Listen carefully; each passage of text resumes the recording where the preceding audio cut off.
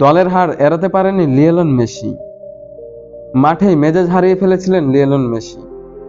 এমন মেসিকে মাঠে খুব কমই দেখা যায়। তেমনি আর্জেন্টিনারও এই মৌসুমে হার খুব কমই ছিল। আসুন লিওনেলদের চকো স্টেডিয়ামে আজ সেই কাণ্ডই ঘটিয়েছিল প্যারাগুয়ে। 11 মিনিটে লাউতারো মার্তিনেজের বাঁ পায়ের ফিনিশিংয়ের আর্জেন্টিনায় এগিয়ে যায় প্রথমেই। কিন্তু ম্যাচ মাত্র 8 মিনিটের জন্য এগিয়ে ছিল আর্জেন্টিনা। পরের মুহূর্তটি ছিল একটি ম্যাজিকের মতো। অন্তোনিও সানাবিয়ার চোখ ধাঁধানো বাইসাইকেল কিকে করা গোলে সমতায় ফিরে আসে প্যারাগুয়ে।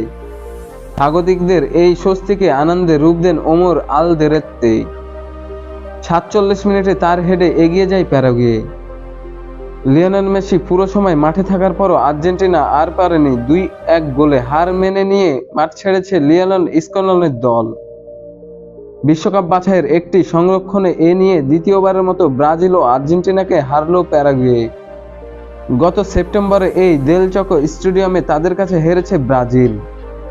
2010 বিশ্বকাপ বাছাইয়ে আর্জেন্টিনা ও ব্রাজিলকে হারিয়েছিল এই প্যারাগুয়ে। পিছিয়ে পড়ে 69 মিনিটে ম্যাচে ফেরার দারুণ সুযোগ পেয়েছিল আর্জেন্টিনা। বাঁ প্রান্ত থেকে হুলিয়ান আলভারেজের দূরপাল্লার পাস পান রদ্রিগো দি পল। ডান প্রান্ত দিয়ে ফাঁকা পেয়ে ছুটে বল নিয়ে বক্সেও ঢুকে পড়েন তিনি। কিন্তু প্যারাগুয়ের গোলকিপার গাতিতো ফার্নান্দোকে একা পেয়েও বল মারেন পোস্টের উপর দিয়ে। নির্ধারিত সময় শেষ হওয়ার 3 মিনিট আগে মেসির ক্রস থেকে ভালেন্তিন কায়ান্তোনেসের হেড একটুর জন্য পোস্টের বাইরে দিয়ে চলে যায়।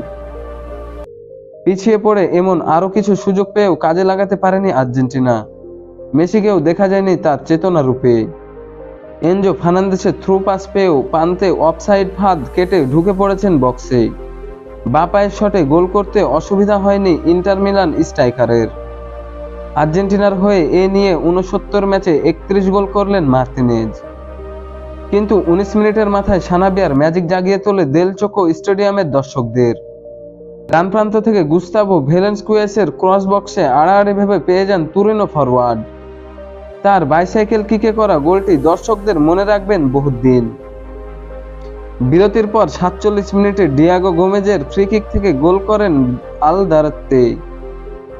দক্ষিণ আমেরিকার বিশ্বকাপ বাছাইয়ের ইতিহাসে দ্বিতীয় দল হিসাবে আর্জেন্টিনার বিপক্ষে ম্যাচের প্রথম গোল হজম করেও জিতল প্যারাগুয়ে।